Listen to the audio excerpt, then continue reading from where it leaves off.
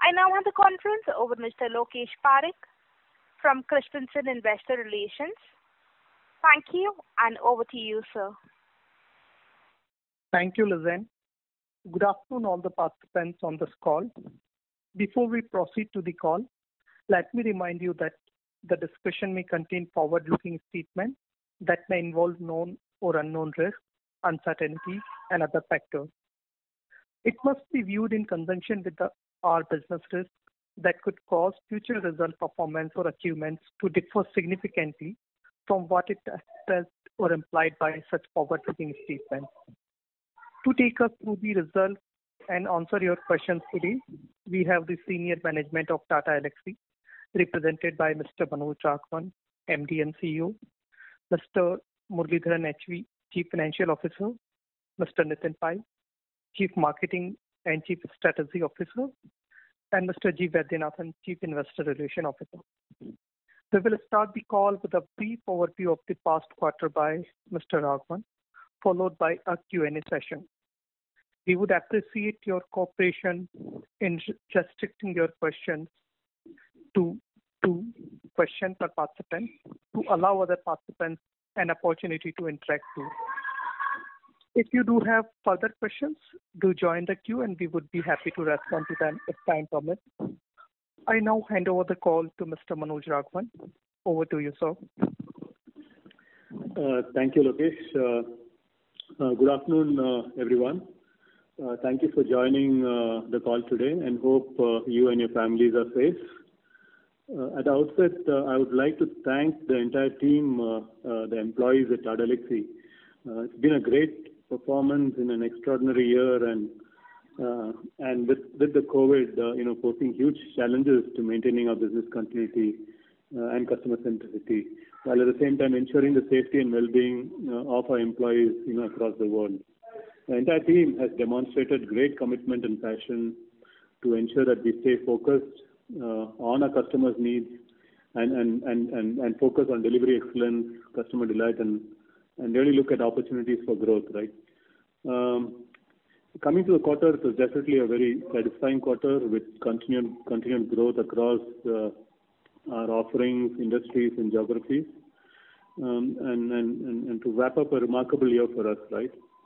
Of course, our revenues from operations for the quarter was 518.4 crores, translating to a growth of 8.7% quarter-on-quarter and about 18% year-on-year. And as you may have noticed, the growth was entirely, almost entirely volume-led, with a constant currency growth of 9.1%. Our PBT for the quarter was rupees 161.7 crores, again registering a growth of 10.6% quarter-on-quarter and 47.2% year-on-year. Net profit stood at rupees 115.2 crores, reporting a growth of 9.5% quarter-on-quarter and 40.3% year-on-year. So indeed, it was a very, very satisfying quarter with great top line and bottom line performance. The top line growth was driven by strong performance in both our key divisions, Embedded Product Design division, which is the largest division. It grew by 5% quarter-on-quarter and 15.5% year-on-year. And Industrial Design and Visualization, the IDV division also had a very smart growth. They grew by 40.1% quarter-on-quarter and 39.2% year-on-year. Our design business continues to grow strongly with improved deal flows and deal sizes, as well as cross-selling into our existing customers for upstream and design-led work. Our system integration business also grew by 21.2% quarter-on-quarter in Q4. And all of you who have been following our results for many years know that Q4 is typically a good quarter for our SI business, as our customers spend their residual infrastructure budgets for a fiscal year, and it's also the year-end for them. The margins are significantly higher this time, though, due to a higher proportion of services involved in one of the large projects that we have that we bagged in the quarter and that we commissioned in the quarter. So, and that's the reason for pretty good performance in our SI business. And also, if you look at the SI business at the beginning of the year, because of COVID and so on, a a lot of the deals were really put off, and many of those deals fructified in the last two quarters. That's also the reason why that business showed a good growth. Within EPD, again, it was a broad-based growth across verticals. We've had growth in the transportation business. Media and communication business also grew. Transportation grew by about 3.2% quarter-on-quarter, and media and communication grew 5.8% quarter-on-quarter. And healthcare continuing to accelerate faster than the rest at 11.8% quarter-on-quarter. So for the full year ending March 31st, 2021, revenues from operation grew by 13.4% year-on-year. Both EPD and IDV grew by 14.6% and 9.1% year-on-year, respectively. So, all in all, in a very tough year, this is a very credible performance from the entire team. So, from where we started in Q1 with last year with so many uncertainties, I'm very pleased to end the year on a high note. Delighted to exit FY21 with an all-round growth in revenues, margins, and customer additions. Gives us a great confidence going forward into the new fiscal year. And I'd like to thank our customers for their continued confidence in our differentiated capabilities in technology, design, and digital. Finally, I would like to also thank all the shareholders, and I'm happy to announce that the board has approved a final dividend of 240% for the year, along with the one-time special dividend, again 240%, translating to a total dividend of rupees 48 per share. Of course, this is subject to approval of shareholders at the forthcoming AGM. So when you look at the overall situation in the country with COVID and so on, and what we have noticed is over the last close to 24 months, the number of retail shareholders or individual shareholders has increased significantly. So given the situation with COVID and the economy and so on, since we have done well, the board decided to really give a good bonus so that all the individual shareholders and all the investors in the company benefit from the returns that we get. So with that, I would like to hand over to the Q&A session. Thank you for your time. Thank you. Ladies and gentlemen, we will now begin with the question and answer session. Anyone wishing to ask a question may please press star and 1 on your touchtone telephone. If you wish to remove yourself from the question queue, you may press star and 2. Participants are requested to use handsets while asking a question. Ladies and gentlemen, we will wait for a moment while the question queue assembles. Participants, in order to ensure that the management is able to address questions from all participants in this conference, we request you to limit your questions to 2 per participant only.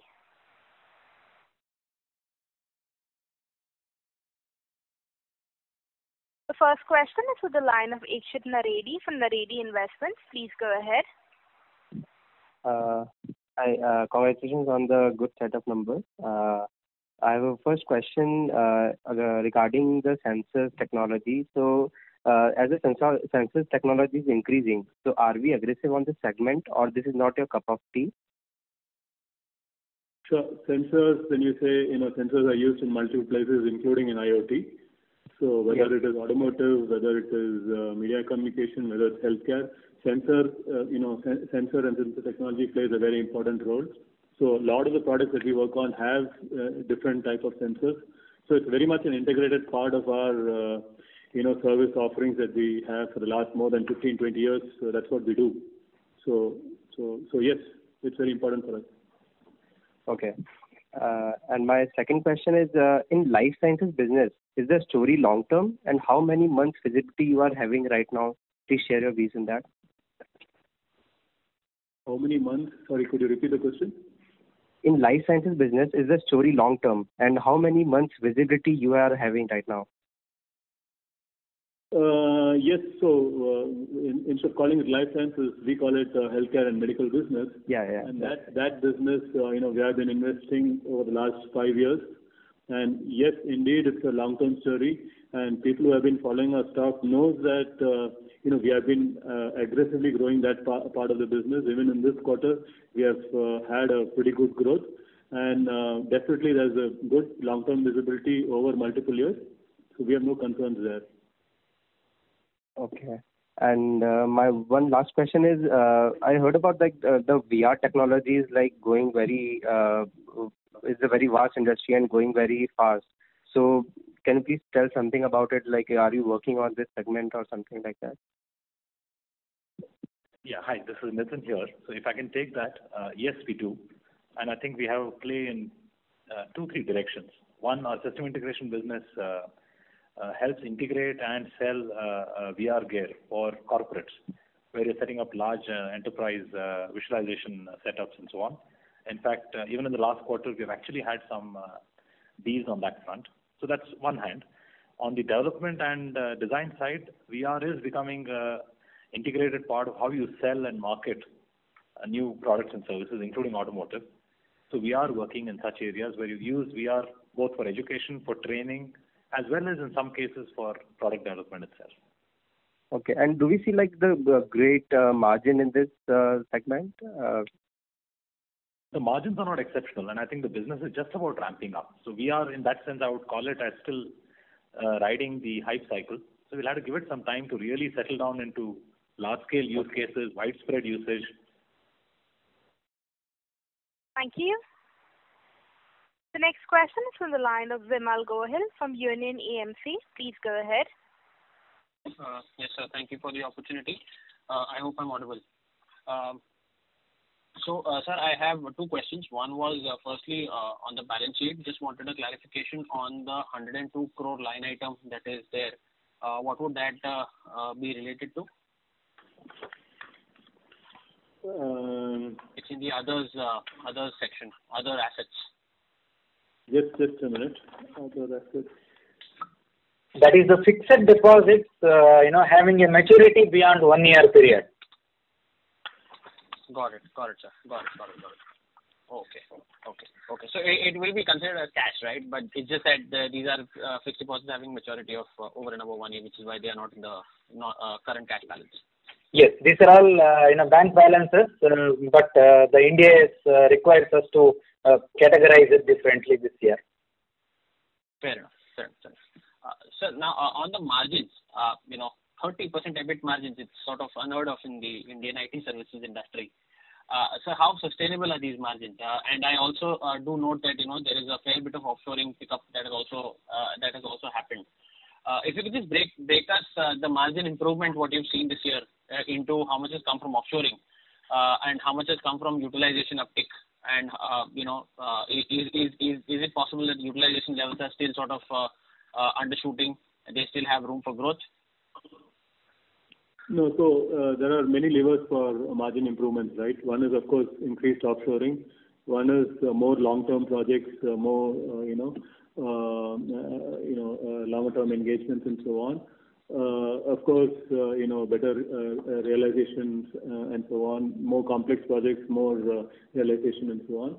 And definitely this year has been very, very different primarily because of COVID and lot of expenses, including travel, even normal expenses, employee-related expenses, celebrations. None of that has actually happened. So it is a one-off sort of a situation. So we don't want to leave an impression that these heavy margins will continue. But as and when the economy recovers and as and when travel picks up, we will go back to our original margin profile that we have been talking of, right? Having said that, yes, we have been riding the wave, and if we can improve the margin, then of course we will try to improve the margin. No issues there. But whether this will continue, there's no way that I can say that, hey, we will continue these high margins. Right. Sir, what would be the reason behind, coming to the gross margins? Your gross margins have seen a sequential uptick of almost 260 basis points to 43%. Clearly seems to be that employee productivity has improved quite sharply this quarter. Is there any IP-led revenue that have been included here, or how should we read that?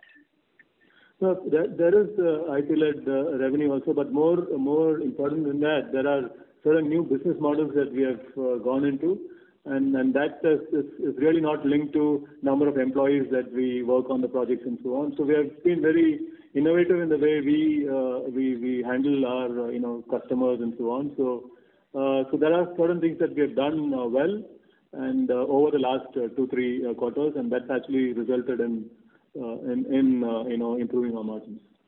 So does that mean at least if not the EBIT margin, the gross margins would be sustainable? That's all from my side. Last one. Sure. Thank you.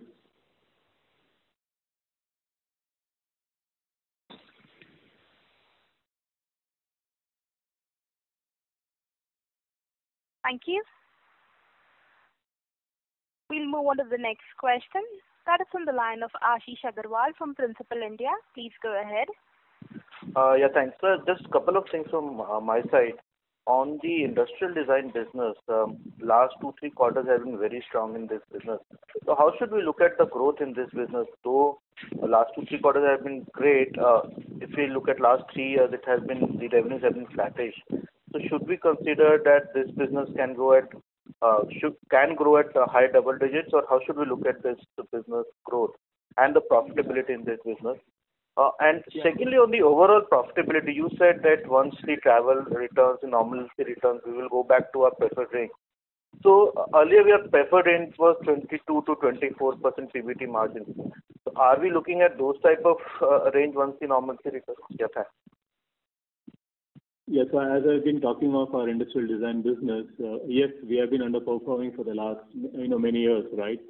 However, we did do a number of things, including change in leadership and so on. So this is a business that is immensely scalable, and I strongly believe that design is a very, very key differentiator for us.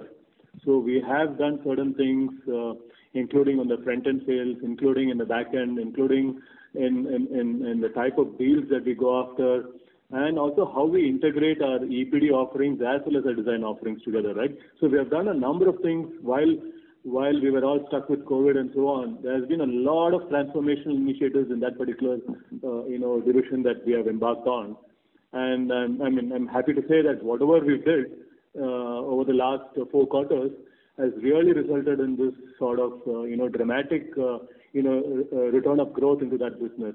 So even though we grow very significantly 30-40% growth and so on, but you look at a year on year, we are still about 9%. We have grown at 9%.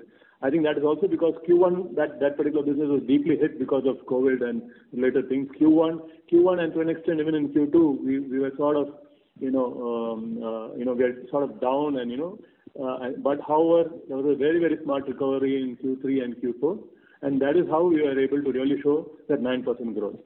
So we are definitely bullish on that particular business.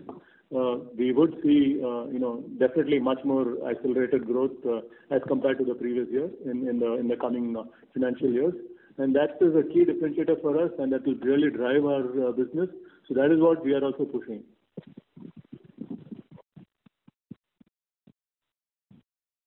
And margins. Yes, whatever margin profile we have been talking of over the long term, right? Now, you don't ask me what is long term in the current scenario. I don't know, but over the long term, definitely that is what the margins. We continue to have that projections. However, in the short term, because of all these savings that we have in other expenses and so on, margins will definitely be on the higher side. But it will taper off eventually as the economy recovers. And last thing, sir, any issues on the supply side? That's it. Yes. So supply side is getting into a little tight situation. To be frank, especially among the senior management or the senior leadership roles and so on, because we have been growing significantly over the last 3 quarters. Quarter on quarter, we have been growing and so on. So yes, we are stretched at this point in time, and we are actively hiring. So that is why if you look at the numbers that we have added in this quarter, will give you an idea of we're really going out and hiring people. So So yes, we need to add a lot more people, and with the situation in the industry, everybody is hiring, and salaries are shooting up. So we have all those issues, but we still hope to attract people because of the brand that we carry and the type of work that we do, and we are hopeful that we'll be able to address that situation. And so the next round of salary hike will be again in Q2 or? Sorry? The salary hikes, FY22 will have a normal salary hike year where you generally give it in Q2. Yes, we will have the salary hike from July. Okay, got it. Thanks. Thank you. Ladies and gentlemen, in order to ensure that the management is able to address questions from all participants in this conference, we request you to limit your questions to 2 per participant only. The next question is on the line of Mayank Babla from Dalal & Broacha. Please go ahead. Good evening, sir. Thank you for taking my question, and congratulations on a great set of numbers. My first question pertains to the transportation segment. Sir, as it's reported, we've seen that the performance has been a big roller coaster over the last 2 years. So going ahead, what can be the sustainable sort of growth that is visible in this segment? So this segment is most affected due to COVID and so on, right? Even now, if you look at the second wave is coming in India, automotive companies are back to closing factories and so on. So it's very difficult for me to give any prediction on the sector, even for a short term or mid term. But however, over the long term, yes, whatever trends that we are talking about, whether it is electrification, whether it's autonomous, whether it's connected car, all of those trends would continue, and there is no, we don't have an issue on the long-term perspective. But short-term to mid-term, definitely there will be some amount of stress, and we'll have to navigate it as it comes. Sure. And so my second question is on the healthcare and medical devices segment. Sir, could you throw some light as to what is driving this phenomenal growth? If some examples of some projects that we are executing that is differentiating us from the peers. Thank you. Yeah, so we have been, as I said, right, we have been investing in this business for more than 5 years now. We have a very, very clear-cut strategy, and we are executing on that strategy. It's both on, we're extremely good on product development, on different medical equipment, devices, diagnostic devices, point-of-care devices, a number of things that we're doing. We have very strong capabilities on the regulatory aspects, and that is another area where we have built our own frameworks, IPs that really helps us differentiate from any other service provider and really show tremendous value to the customers. See, the only reason why customers would continue to give us work is, and at these rates, right, the growth rates that we're showing is, are we adding value to them or not? Are we solving the important the customer problems that they have? If we are adding value, if we are solving the problems, the business will continue. So we are sort of focused on a few problems that the industry has, few problems that the customer has, and we are attacking that. We are building intellectual property, we are building frameworks, we are going with that, and we have a differentiated play in this as compared to competition. So that's the reason why we are growing. Thank you. The next question is from the line of Hiren Ved from Alchemy Capital. Please go ahead. Yeah, hi, Manoj and Nitin. Hi, congratulations for very, very good set of numbers. I think this is top-notch execution and needs to be lauded. Thank you. And it's pretty much the same question that I had last time. Also is that what are we doing to maintain or increase the pace of the opportunity set that we go after across the three verticals? We have obviously we, for whatever extraneous reasons, partly because of that and partly obviously because of the new way of doing business, our EBITDA margins are very, very healthy.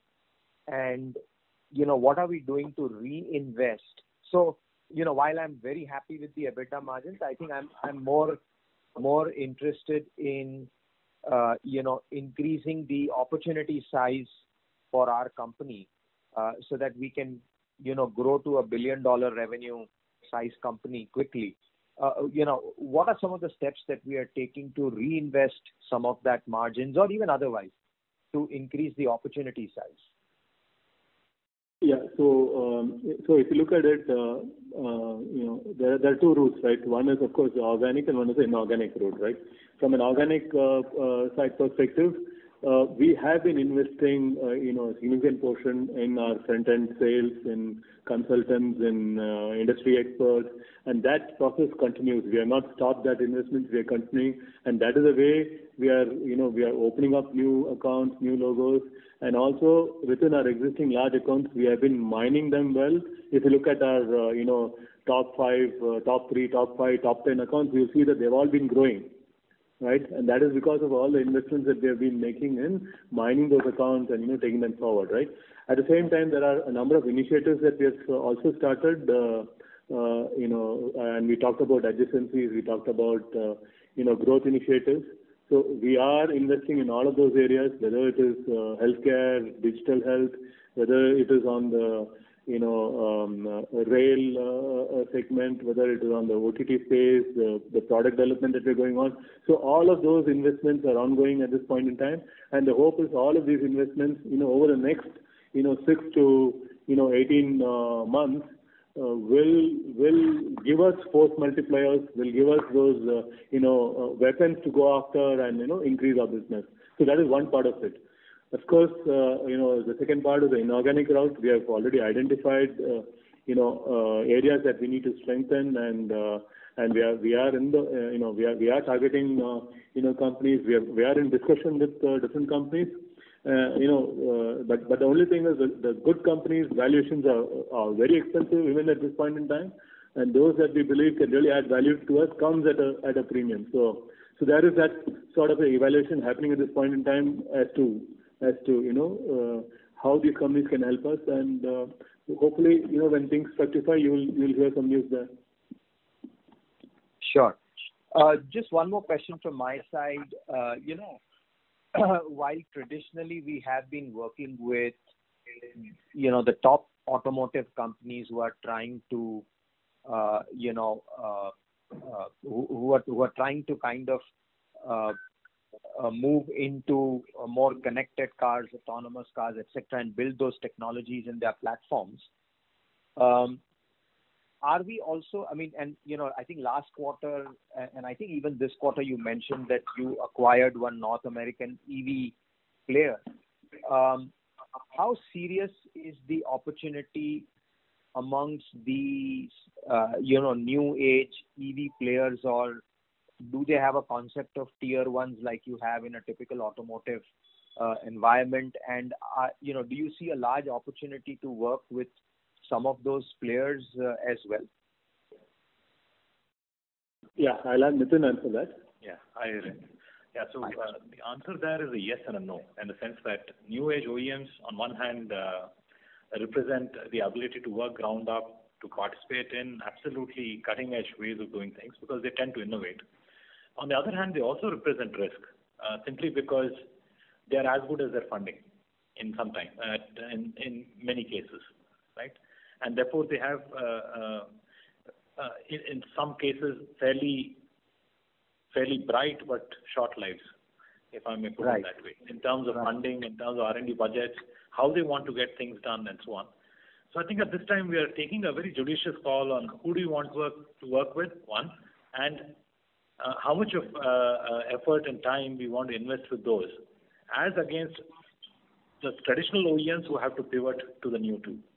Right. Right. So I think at this time, we are just taking a balanced view. Got it. And and thank you for the special dividend. I hope it is not a one-time dividend. We continue to give that unless obviously we go ahead and make an acquisition. But congratulations to the team again. I think this is fantastic work, and all I can say is I'm a happy shareholder. Thank you so much, Hiren. Thank you. The next question is from the line of Bharat Sheth from Quest Investments. Please go ahead. Hi, Manoj and Nitin. Hello, Congratulations. sir. How are you? Fine, sir. Thank you. And really, both of you, I mean, deserve a lot, apart from the whole company teamwork. So, I mean, Manoj, you have given a very good color that how we are moving from, say, onshore to offshoring, then complex deal, long-term vis-a-vis short-term duration contract. So how to really, what kind of opportunities still we have in each of the now and all these four vertical, I would say, three in services and apart from that, industrial designing. All are now showing a good growth traction. So how really we look at, I mean, sustainability, whether this offshoring, because despite offshoring, I mean, we have grown, I mean, substantially in value term. Sure. So, sitting out here, I'm pretty confident of the short to mid-term prospects of the company. Okay. Long term, we never know. I mean, hopefully long term also, we should not have any issues, right? So all our segments are firing very well. Yes, transportation is a little slow, but I'm sure that the situation in the economy and the COVID and all this improve. I am pretty confident that segment will also pick up rapidly, right? So the good thing is we have invested appropriately in various new initiatives, in adjacencies, so that even during COVID, even when other companies and other industries and even customers were struggling, we were able to figure out areas of growth, areas of opportunities, and really ensure that the company grows. We don't stagnate, and as a result, we reward our investors and our employees also accordingly. Okay. So this, I mean, I believe margin is sort of, I mean, not as in long term may come down little, but not earlier. What, because of more offshoring, complex deal, so higher realization, and all these things, and plus industrial design also started, I mean, contributing. So that is one thing. And second thing, earlier we had, I mean, of course, ambition of growing, I mean, say 8 to 9 or 10% QOQ.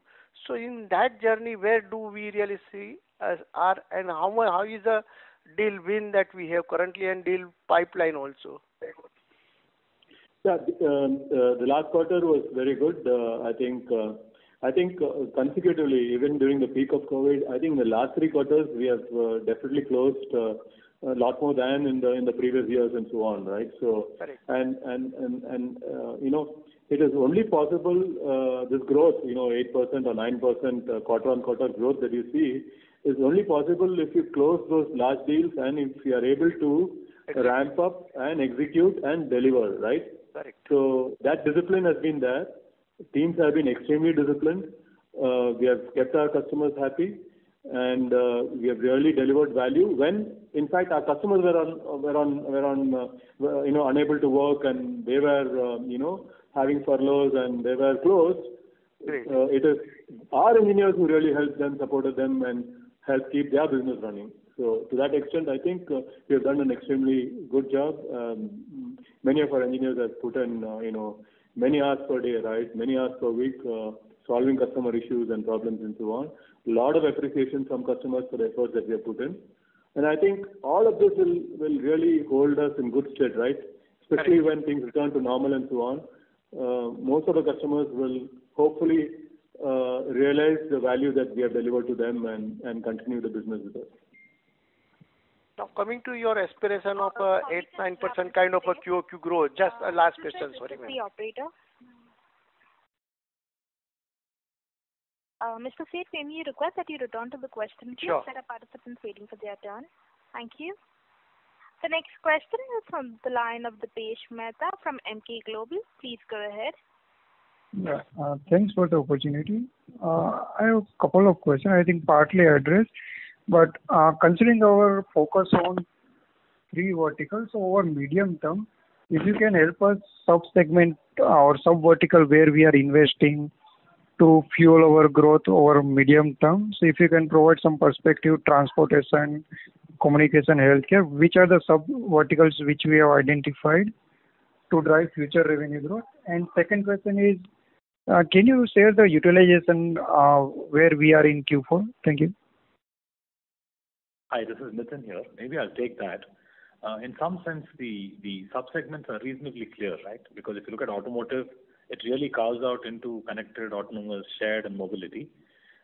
Shared is, in some sense, a secondary derivative of connected and autonomous and electric.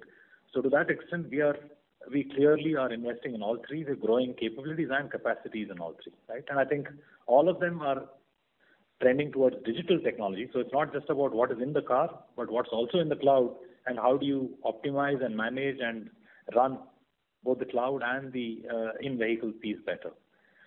As far as media and communications is concerned, I think we are very clear. On one hand, you have the device companies, whether it is boxes, network equipment, and so on. That's traditional. You have the operators who formed the second wave when they started to take control of software, then when they wanted to innovate faster and not be tied down to black boxes supplied by the device companies. And I think the third layer that is coming in now is the new media companies, who don't necessarily need any infrastructure or capex to run services. They're asset light in some sense, though content, etc., can be quite asset heavy. But these are broadcasters, media studios, content owners, aggregators who can now deliver services directly. So these are the key segments in the media and communication side. In healthcare, we started with medical devices, right? But we have now expanded to pharma and to digital health. So in that sense, these are new sub-segments that we are both investing in and building on. In addition to all of this, I think rail and off-road vehicles, though you can call them, you can call off-road automotive, but it's really not automotive. It uses the same skills, technologies, but in a different way. So off-road and rail for us are, in some sense, B2B or B2G kind of businesses, which are not directly dependent on consumer sentiment. So broadly, I would call this out as the entire segmentation. On the utilization rate, it has improved further. So we are, I think, at about 77% now for the quarter. We still have room to go. So I think Manoj said, I'm just making this point for everybody. There are levers. There is still room in the levers. Unwinding of these levers will take time. So it's not that there's going to be a sudden change or drop in margins and so on. But having said that, yes, 77% is where we are on utilization. Sure. And last related question, do we say, let's say, breakup? You said auto, we have said mobility, connected vehicle, electrification. Do we say size and scale of, let's say, each sub-segment in some way? No, at this time we don't, because we believe that so much of that. Exactly. No issues. Thank you. Thanks. It's a little complex, right? So it's not that you do only autonomous, or there's no connected and autonomous, or there is no digital and electric. So it's I think sometimes impractical to even try and basket it. Understand. Thank you. Thank you. The next question is from the line of Madan Babu from Canara HSBC. Please go ahead. Yeah, hi sir. Sir, earlier we used to have some volatility in revenues, I think, but over the last few quarters it has stabilized and we are doing very well. But going into next year, do you see any softness in 1Q or any volatility on the revenue trajectory, or we are confident considering the deal pipeline? The deal pipeline is good, so I don't see such issues happening at this point in time. But all said and done, our business depends on our customers' budgets, and so can I say that there will not be any further any customer dropping their budgets and so on? At this point in time, we can't make that assumption. So what I can tell you is, even if one or a couple of customers, pull the plug or they have some budget issues, Tata Elxsi is resilient enough to overcome that, and we have proved that. We have shown it multiple times. We will be able to recover and grow. So our basket of customers is improved. The size and scope of business that we deliver to customers have also increased. So we are fairly confident and believe that we have a resilient business model. And just one more, sir. Of the 7,300 employees, how many are in the on-site in Europe and US? Can you give the exact number? On-site is a smaller number. Exact number, I think we should be around 700 or so. I don't have the exact number, but ballpark it is around 700, 710 or so. Okay, 10% of your headcount. Okay, thanks, sir. Thank you. The next question is from the line of Hussain, an individual investor. Please go ahead. Hello. First of all, sir, congratulations for the good set of numbers. So my question is, where do we see ourselves in the medical space due to the uncertainty in COVID-19 scenario right now? I think medical business continue to grow for us. I don't think because of COVID we have had any issue in our medical, in our healthcare and medical devices space. So that business continues to accelerate. As long as there are no massive lockdowns and, the only problem that will happen is if, how medical companies, they make money is through these elective surgeries.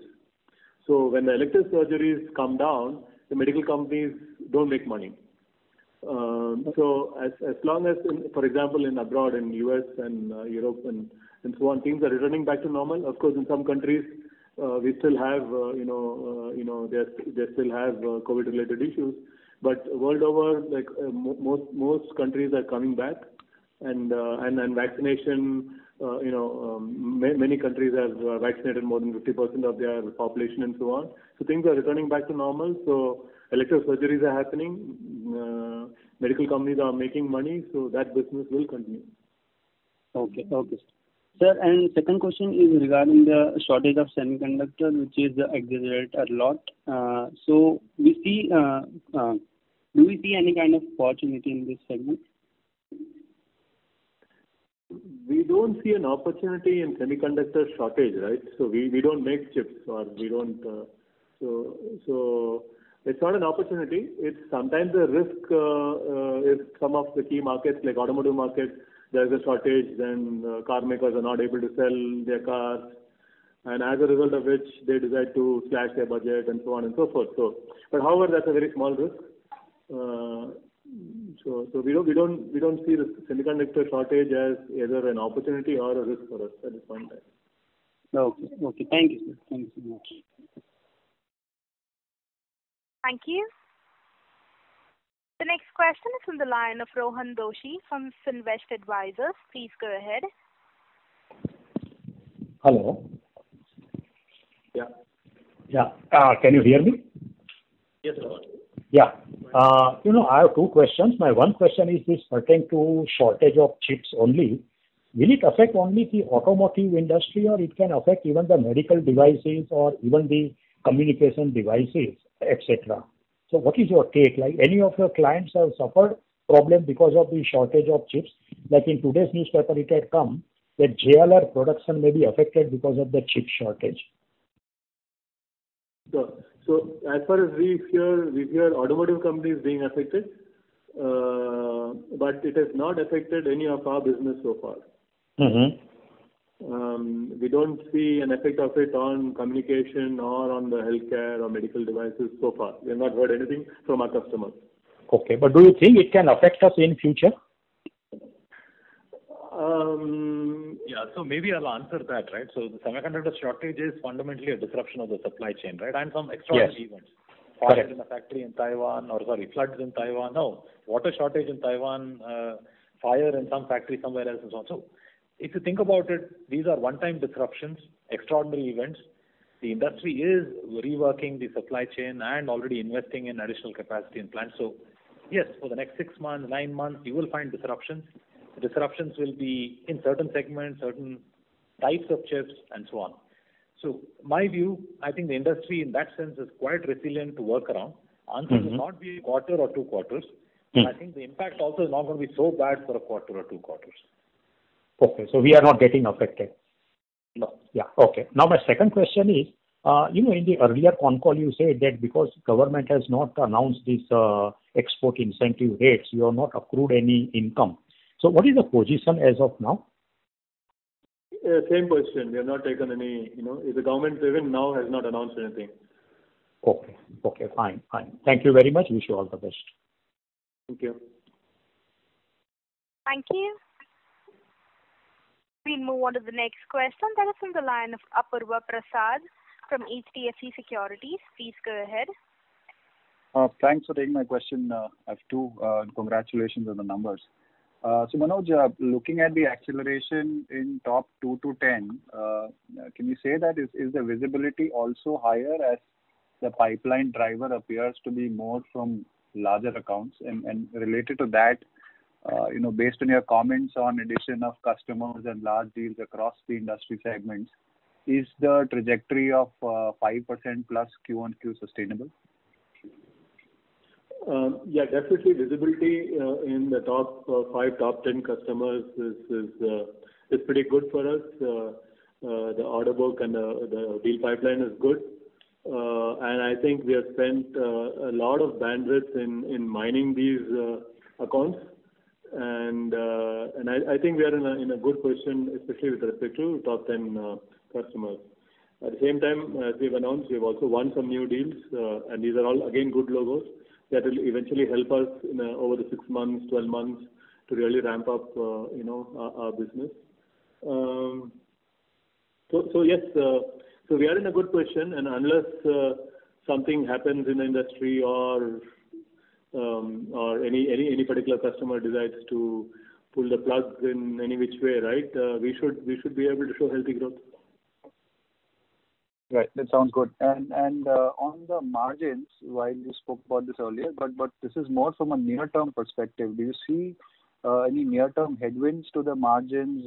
So be it offshore coming down from the current levels, or supply side impacting your attrition levels, and also if you can talk about the hiring plans for FY22. Yeah, so I think margins, we are pretty comfortable, and as I said, right, in the near term, yes, the only issue, or not the issue, the only thing is that we will have a salary hike again, and it's just not the salary hike. We've also, because our employees have really put in all the hard work, and supported our customers, and the remote working has taken a toll and so on. So we've also rewarded our employees with, apart from the normal salary hike, we are also giving them a 1-month bonus. So that has also been, we will roll it out. So there will be an impact of both salary hikes and the bonuses. And to that extent, our margins may dip a little bit. But I think over the next 4 quarters, we hopefully will be around the same margins as in the last fiscal. All right. Just to clarify, you mentioned 1-month bonus, which will be given out in the first quarter, and the wage hike that happens in the second quarter. Yeah. So we will not give the entire thing in the first quarter. We'll divide it between the first and the third quarter. Great. Thank you, and all the best. Thank you. Thank you. The next question is from the line of Shyam Sundar Shriram from Sundaram Mutual Fund. Please go ahead. Yeah, hi sir. Good afternoon. Thanks for taking my question. Very strong performance both from a revenue perspective as well as the operational perspective. I think just one main question. So you've been highlighting our approach to increase our projects more from a project based to a more annuity based kind of a structure, which will give you more visibility and margin levers per se. So if you can give some perspective on how our average deal duration for the new deal wins that has happened in this year, how has that been?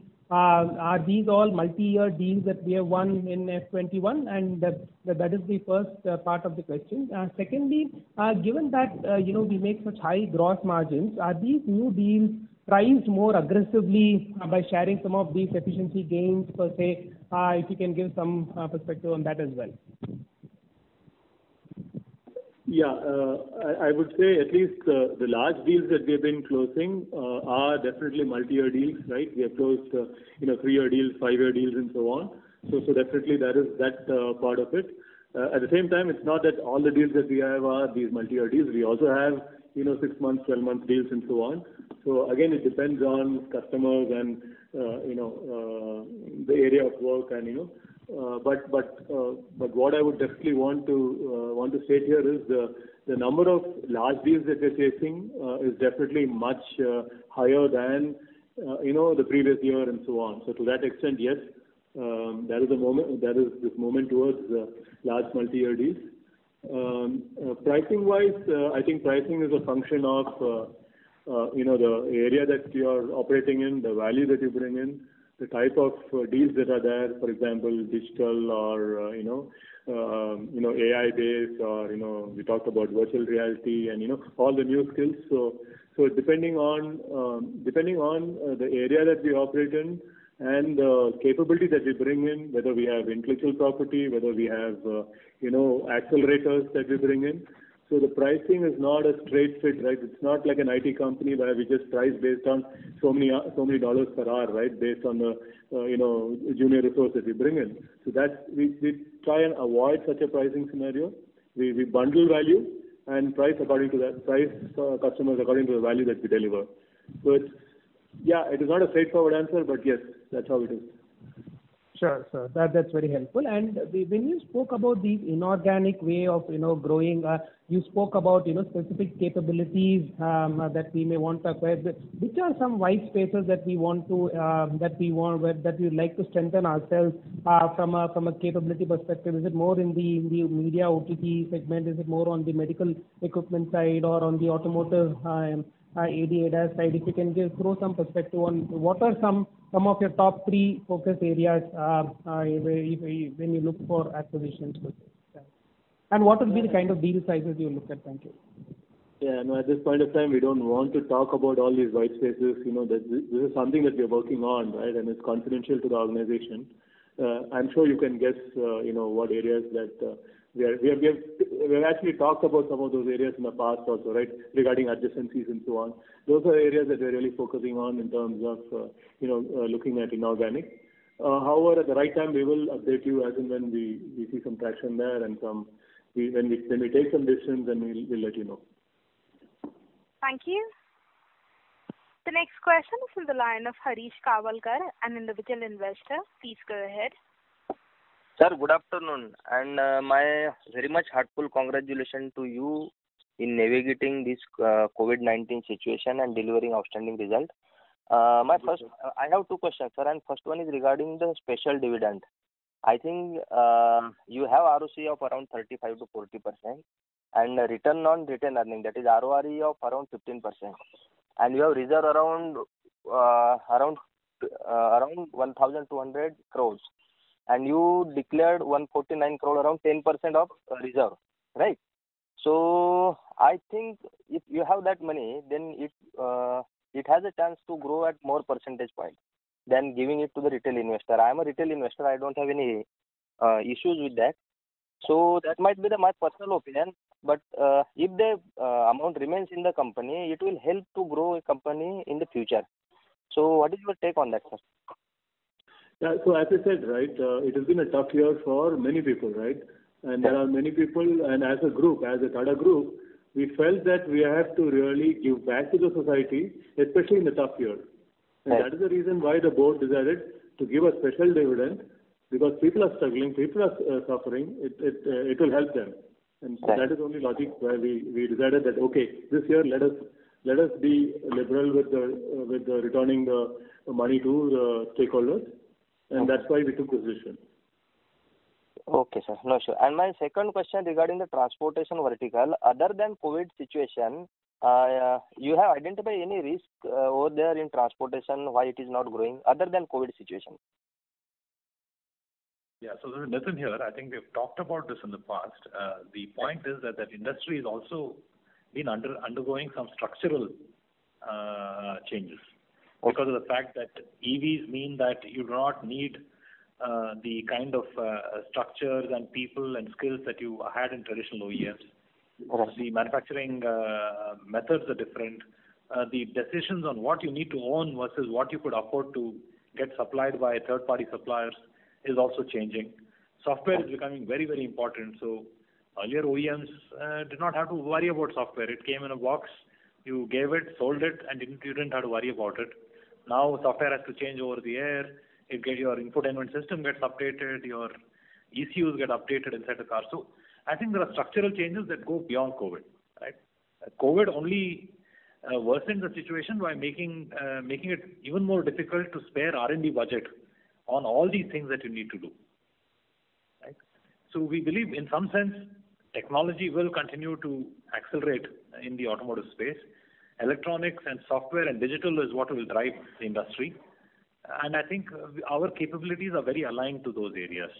So that is where I think we are quite confident in the long term. But in the short term, yes, we'll have to deal with this dual problem of structural changes and COVID and revenue and stagnation in the industry in terms of sales. Thank you. We'll move on to the next question. That is on the line of Raj Rishi, a private investor. Please go ahead. Yeah, hi. Would like to know what's your plan for the education sector? Are you making a foray in the education sector also? Yeah, so we have, definitely we work with two large players in this segment. Our design team, the industrial design and visualization team, does a lot of work in the education sector, especially around the graphics, using various tools like AR, VR, all of that, right? How to make it interesting for kids and so on. So we have a very serious play in that sector.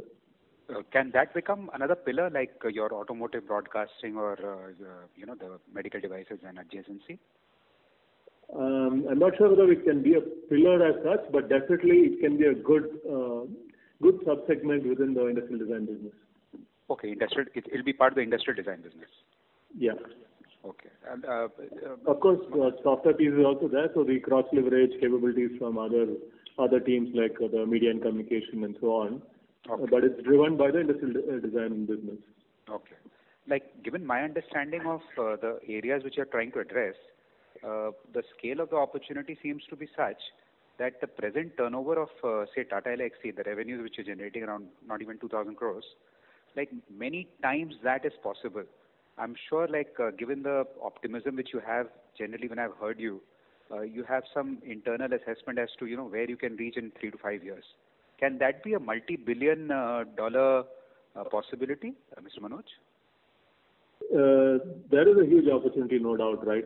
We are in the midst of a huge market which is growing and exploding. Technology use is really, really exploding. Yes, I wish I can say yes, that there's a multi-billion dollar opportunity and we will be there. Yes, definitely we have our own plans and these are significant large, what we call, right, large hairy goal that we have. Yes, it is a large goal that we're taking in the next 3 to 5 years and we're working on it. But it can be a large opportunity, no doubt about it. Thank you. A reminder to the participants, in order to ensure that the management is able to address questions from all participants, we kindly request you to limit your questions to one per participant only. The next question is from the line of Ravi Naredi from Naredi Investments. Please go ahead. Really, Manoj, it is a very fantastic result. I am shareholder since a very long year, and it is a surprise to know you have given a fantastic return. And sir, in this 3D printing is growing well. Are we planning anything big in this segment? Yeah, hi. This is Nitin here. There is no direct plan for us in the 3D printing segment. Why? Because technology is fairly stable there. It is just that 3D printing kicked off big time after the patents expired there. Okay. It was held by one or two companies and therefore it was not available for the rest of the market. Once the patents opened up after 20 years of closed kingdom, that is where 3D printing has taken off globally because economies of scale have kicked in. Everybody can produce at actual cost rather than what came with royalties and so on. So in that sense, I think it's a transformative opportunity for certain sectors like very complex engineering, footwear, personal goods and so on. So design will benefit greatly. From a software development, etc., I don't think there is too much to count on. By the way, our system integration business does sell and service and support 3D printing technology for very specific sectors. So they are starting to see some business too. Okay. Thank you. Thank you. Thank you. The next question is from the line of Nitin Chakdher from Green Capital Single Family Office. Please go ahead. Hi, good afternoon to Manoj and Nitin, and congratulations on the efficient execution of your annual plans. My question is more in specific to looking at the geography of Japan and looking at the business update on the health and life sciences segments there. Can the management give a small business update on that segment and geography, both in terms of outsourcing and design and development? Also, we understand Japanese people to be more using their workforce rather than outsourcing, so a bit of comment on that, as well as any opportunities which have come directly or indirectly to the company in the upcoming Olympics, or companies that you would be working with or customers that you would be working with. Thank you. Yeah, so Tata Elxsi has been working with Japanese companies for the last 25 years. Right, since 1996 we have been operating in Japan, and we have a pretty strong and stable customer base there. Yeah, you're right. You rightly said Japanese companies typically there are issues, there are cultural issues, there are language issues. They typically tend to work with their own subsidiary companies and so on. And outsourcing is not an easy decision for many Japanese companies. Having said that, I think from Tata Elxsi's perspective, we have what percentage here? Yeah, it's the rest of the world, so it's about 8 to 10%. About 8 to 9% of our revenues come from Japan, right? So and it's been relatively stable. It's been growing, but not at a very accelerated growth rate. And a lot of our business there comes from automotive companies right now, because as you know, Japan, there are leading both OEMs and tier ones there. And in general, the automotive industry is also, because of all these issues, outsourcing is not growing that rapidly, right? Having said that, yes, we have been winning projects, and especially for Japanese companies, when they win projects overseas, whether in Europe or US, it's very difficult for them to manage those projects because of the language and so on. So that is when companies like us, they tie up with us, and then we support them in their customer communication and really understanding what the end customer needs and how to deliver that value to them, right? So yes, Japan is an important market, it's a steady market, and we get good projects from there. We get good technology related projects, and these are typically long-term customers also, right? Regarding the healthcare and medical devices business, yes, and as we have already stated in the press release and so on, it's been growing pretty well. It's in fact the fastest growing business for us. I think year on year we grew upwards of 60% in that business, and we see a lot of headwinds there, mainly in US and Europe. We are expanding that to other areas, including India and Japan, but it'll take some more time. But however, that business has been growing pretty well for us, and we hope to continue that growth in the near term to mid term. Thank you. The next question is from the line of Naveen Bothra, an individual investor. Please go ahead. Yeah. Congratulations, sir, for industry-leading excellent performance for the continuous third quarter in a row. Even if we leave out the first quarter, which I think the last 5-6 quarters we are performing excellently. So congratulations to the all management team and team Tata Elxsi. First of all, I would like to appreciate you have already appreciate the thing about the capital allocation, almost delivered on that promise done earlier in the last 2-3 calls. So we appreciate that very much, because we have already all the free cash flow generated this year has almost been distributed. So congratulations for that one. I appreciate. My one question is regarding the hiring plan targets. What are our hiring plan targets in view of the large multi-year deals we have won in all the 3 verticals? So in this year we have hired around 11 to 12% net addition. So going ahead this year's target, if you can throw some more light on this one, it will be helpful, sir. To Manoj, sir.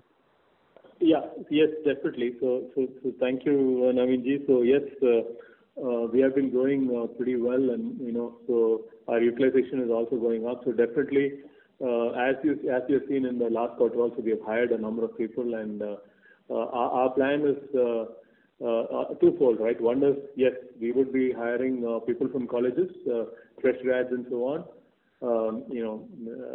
Approximately maybe 700 or so engineers we'll be hiring from the colleges. And on top of it, yes, even we will have an accelerated hiring from lateral pool, because of the opportunities and the projects that we have bagged, and we really need to execute. So we will be hiring maybe an equal number or even slightly more, depending on how the deal pipeline and the closures happen and so on. So hiring will definitely be accelerated this year. To meet the requirements of deal wins and so on. So if I can understand right, it will be 700 plus 700 lateral hirings. At a minimum. At the minimum. Okay, sir, that will be great. So second question is just regarding pharma business to Nitin, sir. What do you mean by pharma in the health and medical devices space? We have entered into pharma space. So what you do mean by pharma? Are we hiring scientists and all these things in this vertical? No. So Mr. Bothra, maybe I'll take that question. So in pharma, we see 3 different types of pieces. 2 of them are skills that we carry on from the medical device space. Because a lot of pharma companies also provide for drug delivery devices, whether their drugs are delivered through insulin pens, through single dose pens, through very specific kind of delivery devices. So there is work to do, just like we do with medical devices. There is work to do with pharma on drug delivery.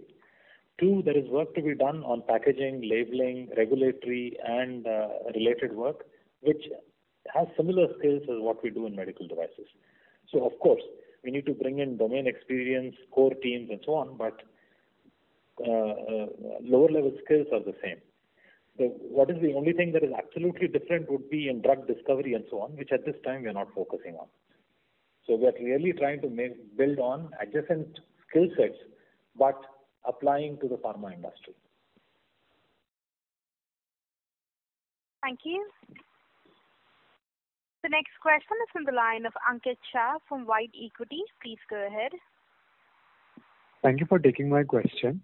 Can you share your thoughts on on-site offshore mix, let's say for next 2-3 quarters, and what could be a sustainable mix over the medium term? Thank you. I think the on-site offshore mix over the next 3 quarters will continue to hover around the same, right? Because most countries have already started stopping Indian engineers from traveling. There are no flights now and so on. So at least 1-2 quarters, I don't think the situation will improve. So and also customers have got used to this, offshoring and working, delivering value from offshore. So I think we may never go back to those early days. I mean, earlier days wherein 50% used to be on site and 50% used to be offshore. So even after 3-4 quarters, maybe we should be in the same, maybe 30-70 or 35-65, that range. Got it. Thank you. That's it from my side. Thank you. Thank you. The next question is from the line of Rudresh Kalyani, an individual investor. Please go ahead. Hello, sir.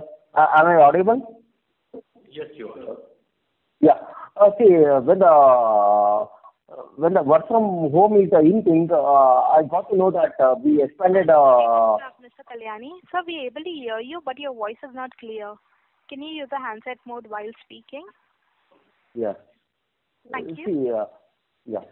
See, what I want to ask is, when the in thing is work from home, but I got to know that we expanded our office premises. What is the reason behind that? We've expanded our office spaces. Okay. Yeah, so I'm not sure. Okay, what you're picking up on, but we have definitely looked at expanding capacity, especially in SEZs and so on. That is more to take benefit from what we do as overseas work. But otherwise, we have been careful about expanding office space. Oh, okay. And one more thing is, can you give me a broad-based growth guidance for at least for next 3 to 5 years? We don't do that as a rule, so I don't think we'll change that for the next 3 to 5 years. I think our growth, you can look at our growth trajectory, and I'm sure you will be able to plot it yourselves. Thank you. The next question is on the line of Nemish Shah from MK Investment Managers. Please go ahead. Yes, thanks for this opportunity and congratulations for a great set of numbers. Most of my questions have been answered. Just one data point. What will be our effective tax rate going forward? Tax rate, I think we should be about 26 or 25, 26 in that range, right? So what we are doing is also we are in this year we will expand our SEZ capacity also. So we will have a lot more of our business coming under SEZ. So they will be tax free. So we will have an opportunity to reduce the tax rate. Thank you. The next question is from the line of Sanjaya Satpathy from Ampersand Capital. Please go ahead. Yeah. Hi, sir. Can you hear me? Sorry to interrupt, Mr. Satpathy. We are not able to hear you. So can you hear me now? Much better. Thank you. Yeah. Thanks, sir. And it's a fantastic set of results. And in fact, I can see that most of the people are not being able to digest the pace of growth that you have shown in last couple of quarters. And you yourself are appearing to be a bit shy of accepting that as a tremendous achievement, because 8-9% quarter-on-quarter growth seems to be too strong or too good to be true. So the way I just want to frame my question is that, of course, there has been tremendous amount of operating leverage benefit, etc., which has happened. On let's say the kind of domain that you are addressing, is it suffice to say that you are, unlike typical IT companies who are in that 8-10% kind of growth industry, you are in 20-30% kind of growth industry? That is what, if you can just make us understand. Yeah, so maybe I can take that. The answer is not a simple dimension of saying, are we in an area of service which is growing at 30% vis-a-vis our IT companies in an area of service which is growing at 10%? I think the answer will be multidimensional. One part of the dimension is industries that you operate in and their growth rate. Two is the areas that we operate in terms of what are we doing in terms of technologies and so on, and what is that adoption going to be. For example, autonomous or electric or connected car may be growing at completely different rates than the automotive industry itself, which technically at this time is stagnant, right? The third dimension, I think, also comes from within engineering, what do we do? So we traditionally have been always focused on electronics, software, and digital. I think that by itself has higher growth and adoption and spend in relative budgets of customers than in all other areas. So I think if you think about it, you should actually multiply all these factors and not look at it purely as one single dimension of are we in a growth industry alone. So that would be my suggestion. Yeah, I really appreciate this kind of a bit of a subjective understanding. But since we don't have the data, but can we really summarize it by saying that you are essentially catering to a much higher growth industry than the plain vanilla IT services company? Absolutely. That can be a straight assumption you can make. Yeah. Thanks a lot, sir. Thank you. Thank you. The next question is from the line of Arjun, an individual investor. Please go ahead. Hi, thanks for giving this opportunity. My first question is, can I know a bit more about the multi-million connected car opportunity that you have declared in your results? What is the nature of the opportunity? Yeah, so I presume you're referring to the deal announcement that we made. Yes. Yeah, right. So if you look at it, we have built an in-house platform for IoT that is tuned to deliver connected car services for customers. And this is predominantly meant for OEMs who want to deploy their own platforms, want control over software and so on. It works on the cloud, but it is fundamentally delivering software ownership to OEMs. So Tata Motors, by the way, was our first customer, and that we went public with last year. So we've now won another OEM who's global, and they have selected us for a specific market. That will be the first market that we launch in. And it's a multi-year program, obviously, because we'll have to work with them not just by licensing the platform, but also helping them integrate it, implement it, and run it. So we believe that the deal itself is multi-year and multi-million, but we're also hoping that there's an upside of being able to address other regions by demonstrating the capability and the power of the platform that we're deploying. Okay, thank you. My second and last question is, our industry is fully with disruption. So which disruption worries you the most? I always look forward to disruption. So disruption doesn't worry us at all. We have seen so many disruptions in our career, and disruptions have always been positive for us. So it's good. Let it come on.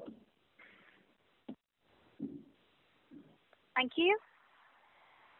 The next question is from the line of Manish Bhandari from Vallum Capital. Please go ahead. Hi, good afternoon, and thank you for this wonderful set of results. I have two questions. My first question is regarding the deal announcement, what we have done, and one of the deal announcement is about the cybersecurity services. I just wanted to know, is this a new, very strategic area for us, something similar to what it was the healthcare for some time back? Yeah, so maybe I'll take this again. For us, cybersecurity is more of a horizontal. So while healthcare technically is an industry vertical by itself, we see cybersecurity as becoming an important topic for all our customers across industries. Now, we have to note that we are not dealing with enterprise security. So we are not here to be a McAfee or a equivalent.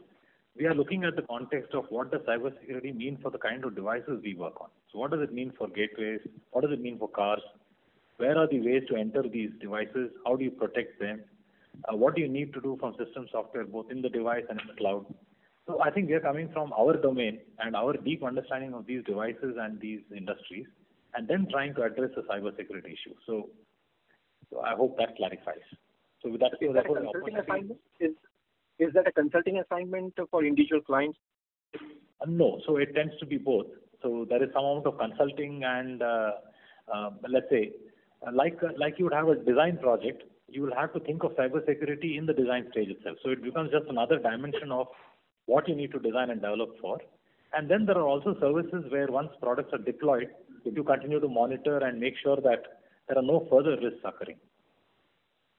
Sure. And my last question is regarding the exchange gains. Do you have anything in this quarter to report? Gains or losses? Murli, are you there? Can you handle that? Yes, Manoj. I am there on the call. Let me handle it. Yes, we do have a loss from the exchange gain in this quarter. Loss from exchange gain, you mean to say loss? How much is the loss from exchange currency fluctuation? Yeah, it's the currency fluctuation because we had some forward covers booked in advance, so that and the currency movement went in the other way, and so and the collections did not materialize as we thought, and so we had a loss there. How much? Can you quantify the number? It's 4 crores. It is disclosed in the results in the page. It is 4 crores. 4 crores. Thank you. Thanks a lot. Thank you. Ladies and gentlemen, that is the last question. I now hand the conference over to the management for the closing comments. Thank you everybody for the call, and look forward to seeing you again in the next quarter. Thank you. Ladies and gentlemen, on behalf of Tata Elxsi, that concludes this conference. Thank you for joining us, and you may now disconnect your lines. Thank you.